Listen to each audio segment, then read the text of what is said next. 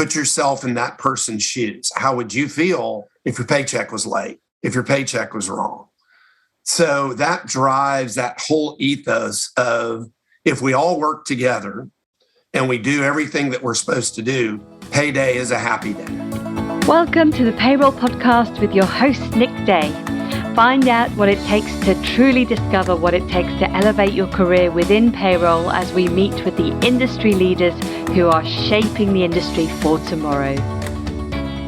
Hello and welcome back to the Payroll Podcast. My name is Nick Day, CEO at JJ Recruitment Group, specialist payroll recruiters. Now, whether you are listening to this for the first time or the 100th time, I want to take this opportunity to say thank you to everyone for listening to the show, for tuning into every episode. Please, of course, if you enjoy the show, share it with your payroll colleagues. And if you get a small opportunity, please review it on Apple Podcasts as well. Now, today I am joined by Dannie Gillespie, who is President of Global Managed Payroll at Safeguard Global. We're going to be talking about all things future, all things associated with the future of global payroll in particular.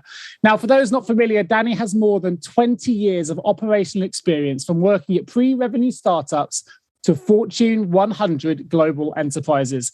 However, in his current role at Safeguard Global, Dannie oversees client implementation, global service delivery, client relationship management, and partner management teams. Now, for those of you not familiar with Safeguard Global, well, they employ people across the globe to provide payroll solutions. In fact, they have one agile payroll solution in particular that helps companies to streamline payroll processes across currencies, languages, time zones, and customs in over 150 countries. In fact, they process over 2 million payslips per year. So we're in really good hands today when we're talking about global payroll, because Dannie is at the heartbeat of that business, which is helping businesses to gain global visibility to workforce expenditure.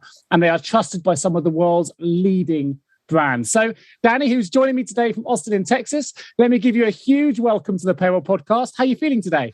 Wonderful, Nick. Thank you for having me. Great to be here to visit with you on all these great topics. I'm super stoked to have you on board. I know you're a keen listener to the previous episodes, which we talked about off air as well. So really glad to have you on the show myself. Now I'm going to ask the first question I always do to all my guests, which is this.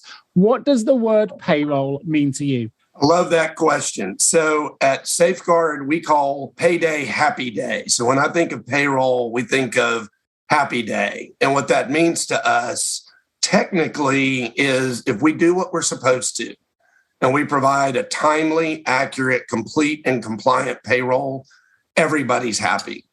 The employee who's getting paid on time and accurately, the payroll professionals at our clients who make all that happen, and then everybody up the chain. So our entire focus is around making payday a happy day, and we build all of our payroll around that to ensure that we're able to do that with the great idea of yes, how, and making sure everybody gets paid on time. Love that. Love that. Now, we're recording this on audio only today, so I can't physically see you at the moment. But you know, when sometimes you can just sense there's a smile as you talk about the industry. I could sense a smile in your voice there. I know that people talk about body language can make a difference in how we sound and our tone. I can hear just when you talk about the word payroll there, that clearly there must be a smile coming across your face. What is it that makes you feel, I guess, so happy about the industry? So there's a lot of things, really. We're at this very unique time where technology is enabling excellent outcomes. We're able to shorten the payroll cycle, which helps the payroll teams at our clients. That gives them a few more days in the month to ensure that their data is up to date and accurate. We're also at this very unique intersection of what we call work in any way, where we're seeing a lot of mobility and a lot of people who are choosing to move to other locales. And we love playing a part in that. It's really the evolution of their lives. And we're able to ensure that they're paid compliantly anywhere in the globe. That just makes it a lot of fun. And that's, as I think I mentioned, one of our core values is fun. So even though we're deadly serious about payroll and make sure that it is always compliant, complete, on time, and accurate, we like to have a lot of fun while we're doing that. Yeah, I love that. Love that. Well, you mentioned there about paying people in different locales. People are now, certainly post-pandemic, which I think has fast-tracked the world of work several years in a short space of time. As companies expand their workforces, take people in different jurisdictions, different countries, what are some of the other trends that you're seeing in the global payroll labor market right now? So there's a few things. One, we're seeing multinationals having to deal with expansion into countries where they weren't necessarily planning to, primarily because they either have a mobile workforce who wants to return home, or as they're beginning to see more and more opportunities, they're going into markets they may not have looked at pre-pandemic. I think also you're seeing a lot of government regulation, particularly during COVID. I think we normally process globally about 40 to 50 payroll rule changes a month. That quintupled during the 2 or 3 months post-COVID lockdown. So essentially March, when the majority of the world said, okay, everybody go work from home, we're going to go figure this out. Between the furlough schemes, between government assistance, between loan programs, all of those ultimately impacted payroll. So as we're coming out of that now, a lot of the companies are beginning to look around and say, hey, wait a minute, what is my future of work going to be? Am I going to be back in the office? Am I going to be hybrid? Am I going to be fully remote? And then what are the rules that are going to apply based on that? So all of those things are really going full speed ahead right now, and we anticipate there will continue to be more and more regulatory changes as governments adjust to what companies are trying to do. I think it's really interesting. I think you've definitely hit the nail on the head in terms of that office change.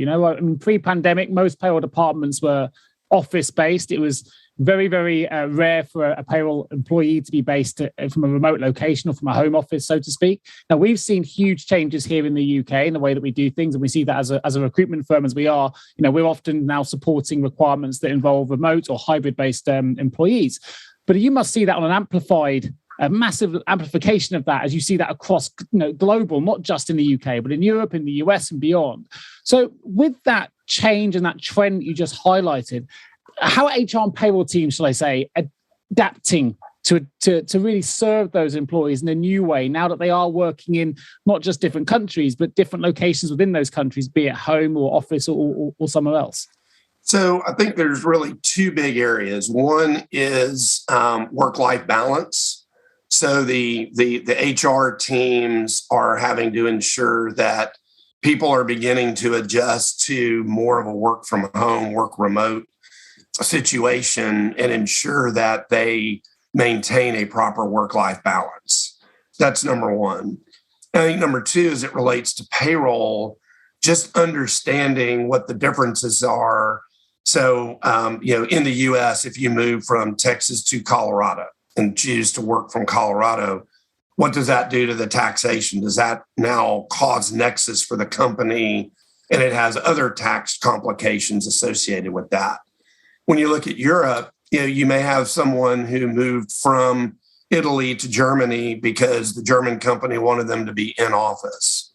Well, now that they're primarily remote, they may want to move back home to Italy to be with their extended family and travel to Germany for team meetings maybe once a month. So we're seeing both the HR side and the payroll side as they try to fit best how to accommodate. One of my favorite stories out of the U.S. is we have a partner here, and we share an investor. So I've known the executives of that company for a while, and they are U.S. only, domestic, will never be outside the U.S. I got a phone call from one of them about 6 months ago, and it said, so when we were at some summit for our portfolio companies, you were talking about this whole work in any way, work from anywhere thing. I tuned out because I figured I'd never have to use that. Mm-hmm. But my head of implementation fell in love with a German and she wants to move to Germany. Can you help me? And that was like one of the most magical, fun moments to be able to say, of course we can. Let me hook you up with the guys who do all of that. Let's make sure that we can make make her employment compliant. And now 7 months later, she's living in Germany with her husband, still working for the company in the US. Love that. Those are the kind of things that when you really look at what the HR professionals and the payroll professionals are doing, it's helping to enable those wonderful outcomes for their employees.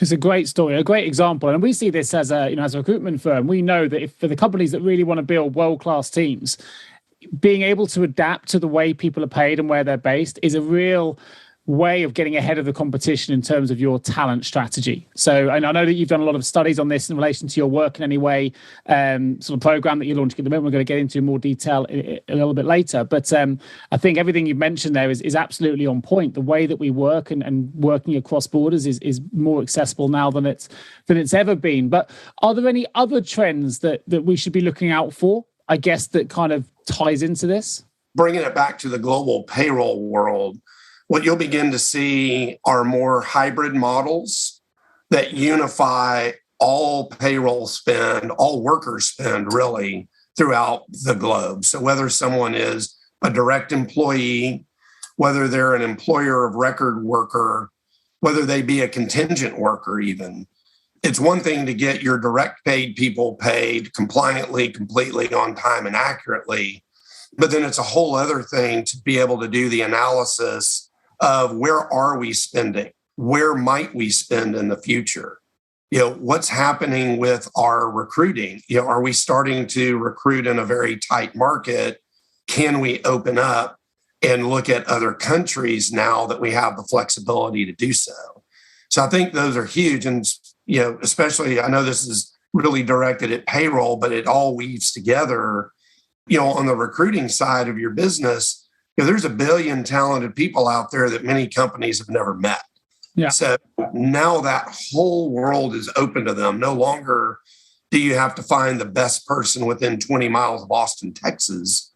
I want to find the best person on the globe and bring them into the family.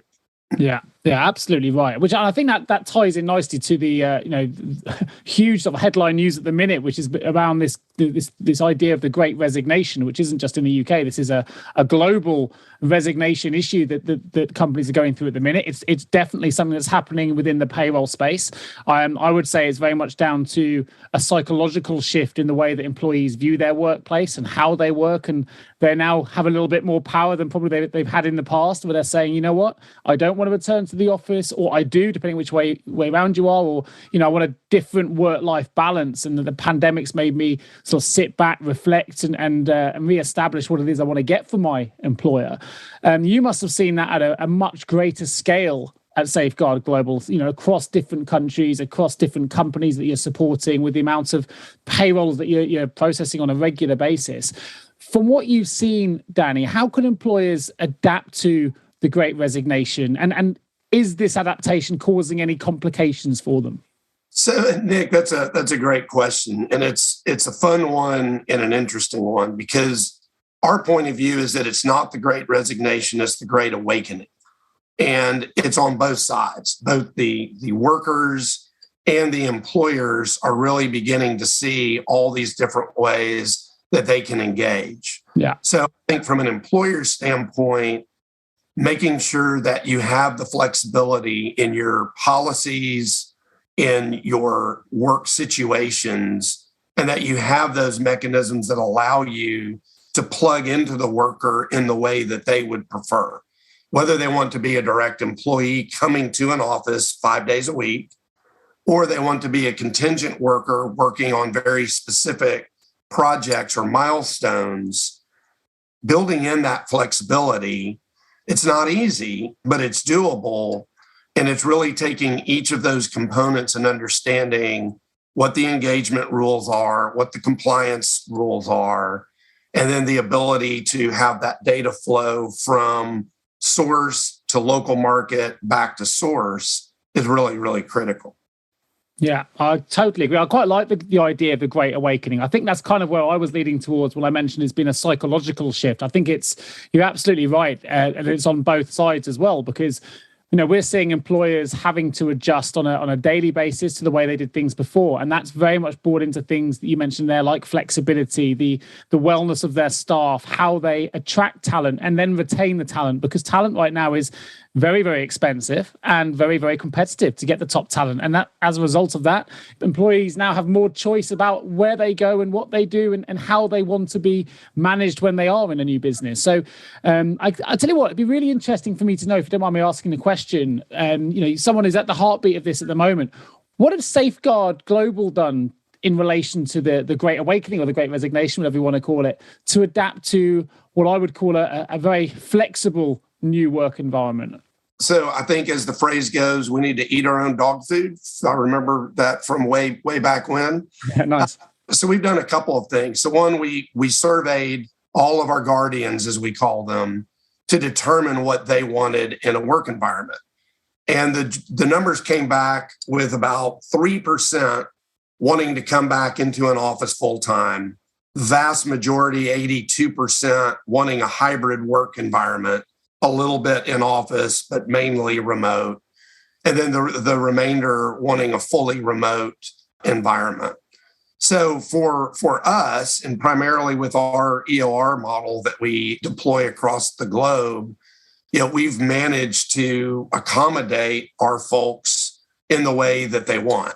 We brought new guardians in countries where we've never employed before. We've got guardians now in Kenya. We have them in Estonia. We have guardians in Sri Lanka, throughout Latin America, that where traditionally we had one big center in Mexico and Mexico City. So it's been a great awakening for us, in the sense that pre-pandemic, we were a very nuclear culture around our offices. We're very social.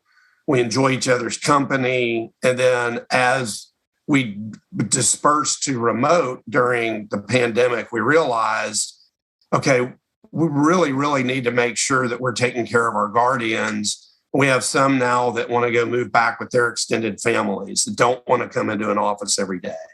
And we're able to. And that's been a real joy to see. Sometimes we're on a Zoom or a Teams call, and one of my guardians will have their parents wave in the background, or they'll bring their kid to the call, and it's just so much fun.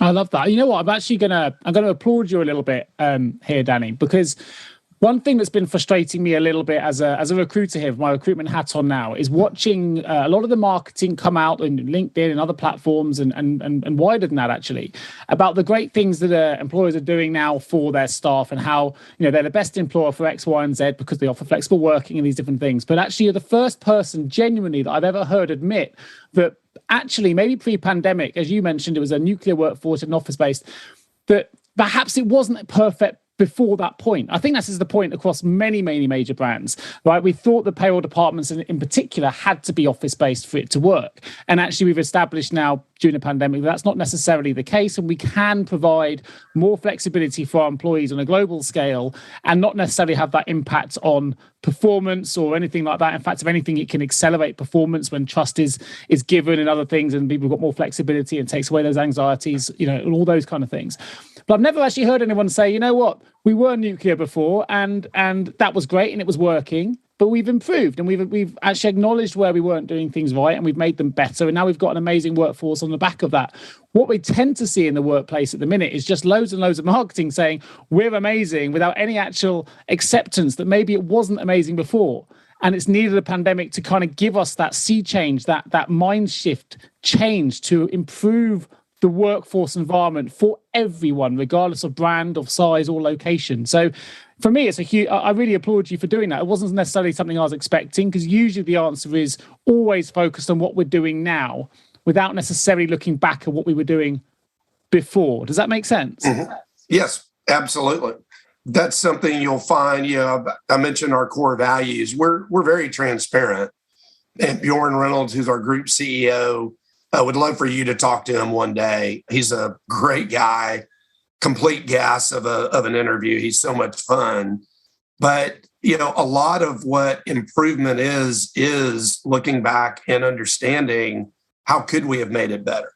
Again, that's what I call it the Great Awakening, and it's on both sides. It's the worker and the employers who begin to look at what is it that we do together to make what we do great. And it's much easier to say we're results oriented, and we're in a business that is results oriented, right? We measure everything to the very fine, minute detail. So we're able to trust people and say, look, we trust that you're going to get this done, and we've got a way to ensure that it is being done. You've got a way to raise a flag and say, hey, I'm struggling, and we can all put our arms around you virtually. We don't have to just be in an office environment to do that. It really makes for happier guardians. The challenge is, as I mentioned earlier, is you've got to watch work-life balance, because though productivity may be up, we've really got to make sure that folks aren't just burning extra hours because they're at home and they can. We have to remind them, take time out of your day, go be with your family, go for a walk. Don't just be with your nose in your laptop all day. Have you ever asked yourself, how can I recruit payroll staff effectively? Please don't give up on your recruitment project just yet.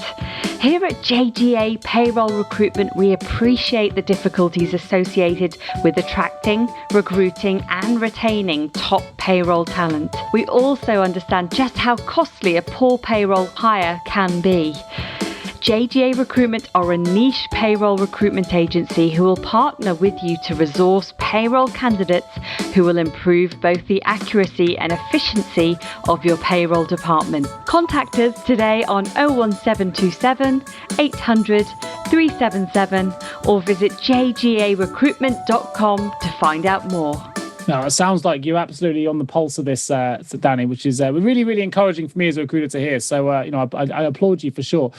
What do you think then the future of work looks like going forward, particularly from a global payroll perspective? We've talked a little bit about, where people are working now, how it's changed the way that we work, the Great Awakening, which if I may well use that again, but I'll always accredit it to you for bringing that to my attention. So thank you for that. But what does the future of work look like now from a global payroll perspective? Yeah, so from global payroll, I think what you'll see is a continued move toward native technology, eliminating things like RPA, eliminating things that are disjointed in between build to gross and gross to net, so that it's a much more unified experience for the payroll teams as they're working to get people paid.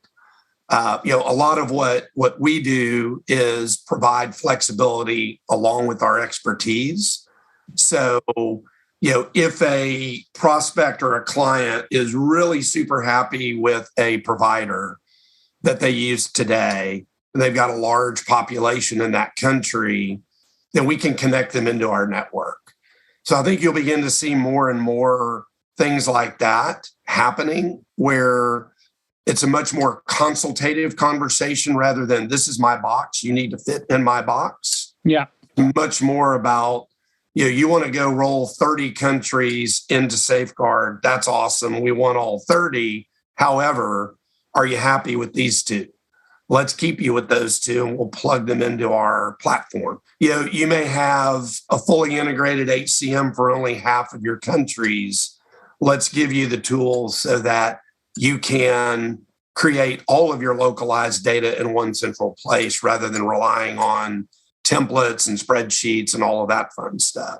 So from a technology standpoint, it's just going to become better and easier for our client payroll teams to get their payroll done and get it done faster. Yeah, but we're seeing that as well. I've never seen more payroll transformations take place than I have right now at this moment in time. And whether that's a global transformation, whether it's a software transformation, even a reorg, I think it's been phenomenal just how many businesses are now embracing change within the world of payroll. Whether the role of payroll is, the profile has been increased as a result of the pandemic and businesses are realizing its importance a bit more, I don't know. But certainly transformation is top of the agenda for a number of different businesses at the minute. And it's been phenomenal just how many companies are embracing positive change change within the function.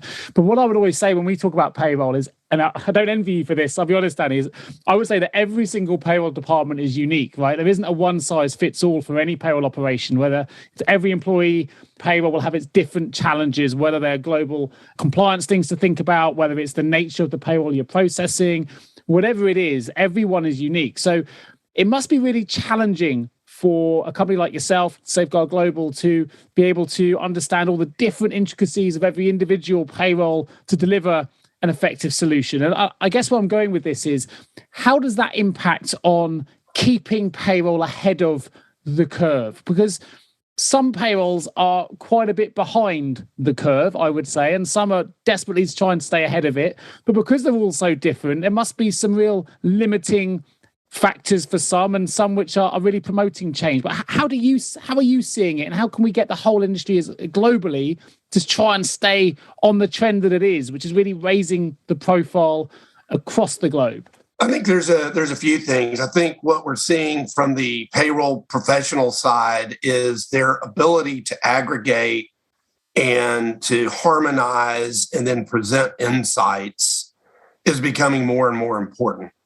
They're always at the intersection of HR and finance. And, as you well know, and the folks listening, sometimes they're in the HR department, sometimes they're in finance department, sometimes they're standalone.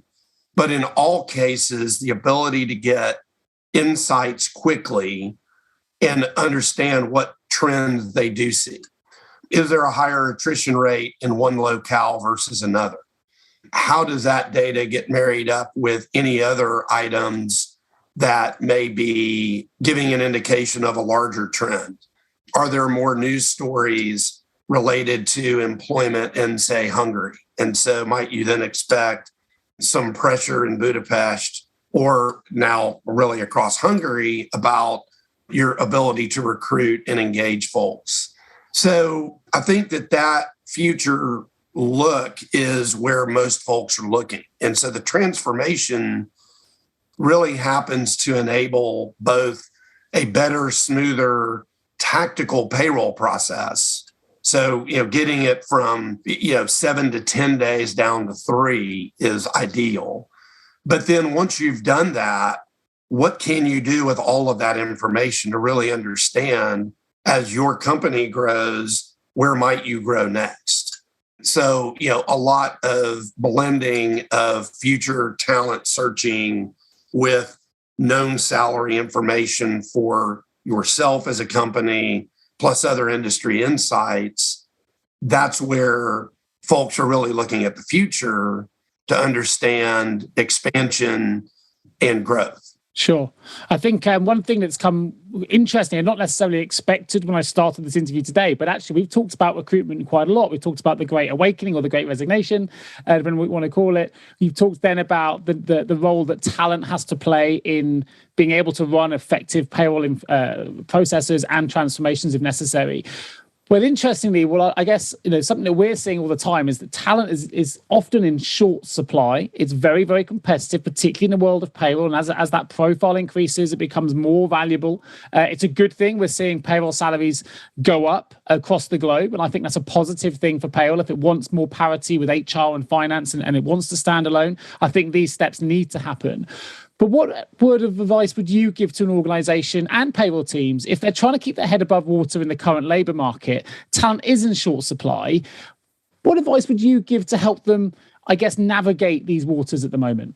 So a couple of things. One, expand your horizon for where the talent is. Yeah. There are a lot of talented payroll people across the globe that have specific knowledge for certain countries, or generally for payroll processing and the complexity therein, whether you're bringing in evaluated time, whether you're incorporating expenses, incentive comp, all of those complicating factors, particularly if you're looking at Western Europe and CBAs and some of the other items that can really turn into a complex payroll calculation, looking out at where folks might be that have had that experience rather than limiting search to just that country that you're looking for, getting them engaged, finding French specialists, German specialists, Swiss specialists, not in those countries. They're out there. You've got to go find them. Yeah. And I think for folks that are in the seat now, really understanding how to take the data that's coming in that so often can be just data because you get it just at the last minute because everybody's trying to compress the payroll cycle, and learn how to take that data and turn it into information. And then really more importantly, turn it into knowledge that benefits the organization and understanding what the trends are overall and having those conversations in the HR team and the finance team and bringing some insights to the table.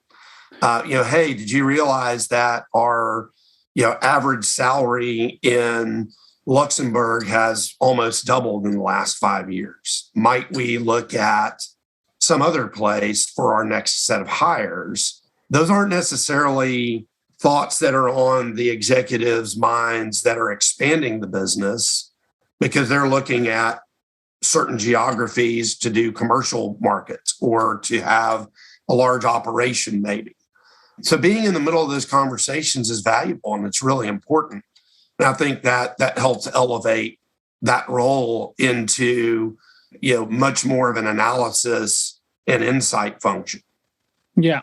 I think you're absolutely right. I think the other thing to add to that is you can now employ people in remote locations, providing you've got the things which clearly you're offering at Safeguard Global and doing very well, which you've got to be able to trust your employees, got to have certain things in place to make sure that you can, they can reach out if they need support, but also that the work is being done and those kind of checks and controls are in place. But if you've got that running, it can work very effectively.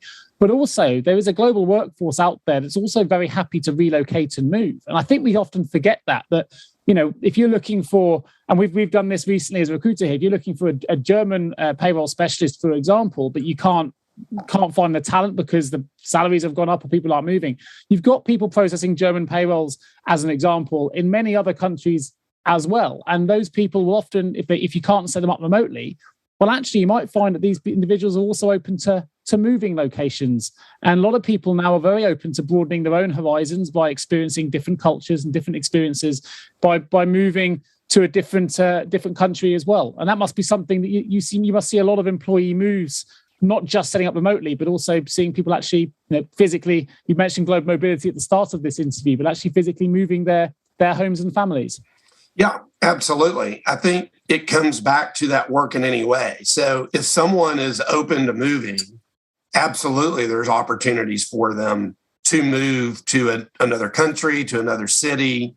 It's global. The multinational nature of what we do really indicates that you're open to all countries everywhere. One of my favorite things during the pandemic when I was fully remote, my daughter is a junior in high school, and she would overhear some of my calls occasionally. Like most 16-year-olds, I figured she's just completely ignoring me and wants nothing to do with me whatsoever. And about a month into it, we were having dinner, and she said, I think I've counted at least 20 different accents on the calls that you have. And it was kind of a fascinating moment for me to think about it with her and talk to her about it. It's like, yes, I'm speaking to someone in India, then I'm speaking to someone in Germany and someone in France, and I'm speaking to someone in Switzerland, speaking to someone in Moldova and Romania and Italy and on, down in Mexico and Brazil. And having that amazing set of talent anywhere in the globe, 10 years ago, many people would talk about it. They wouldn't be able to really do it. Yeah. It's completely doable. And it's doable through all these different mechanisms. You can direct employ, you can employer of record, you can do contingent. And so you really can go to where the talent is. And then if the talent wants to come to you, that's great too. Absolutely. But let's focus on that just a minute then before we open the vault, Dannie. I think it makes sense to do so. Tell us a little bit more about Safeguard Global as a business. I know that you've got this work in any way philosophy as well, and there's a URL I'm going to direct people to. So if you're interested in finding out more about the work anyway project, there'll be a URL on the show notes that will take you straight through to that part of the Safeguard Global website. But just tell us a little bit more about Safeguard Global as a business and some of the solutions you do offer to clients. Sure, love doing that.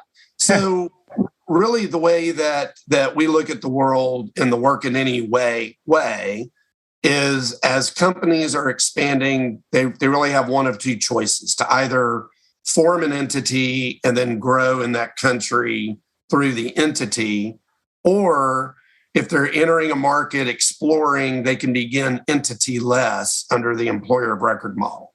So we offer those solutions kind of at a large level. And all of this through our unified platform that we call Global Unity. As a company then grows in a country, so if you think about just kind of the natural progression where they may start with 2 or 3 people to explore a market, they then determine after a year, maybe 18 months, yes, we definitely want to grow in this country, either commercially or operationally, then we'll move them into what we would call a multi-country plus or a local plus model. And that's where we bring HR support, accounting support, along with payroll to help them grow in that country. And so, most companies will work with us to do that when they're 20 people up until they're getting closer to 80 to 100, at which point they typically are going to want to bring their HR in-house or accounting in-house, but then keep payroll outsourced to us. And then obviously we've got our global model, our global managed payroll, which would be for more of a large company looking to transform.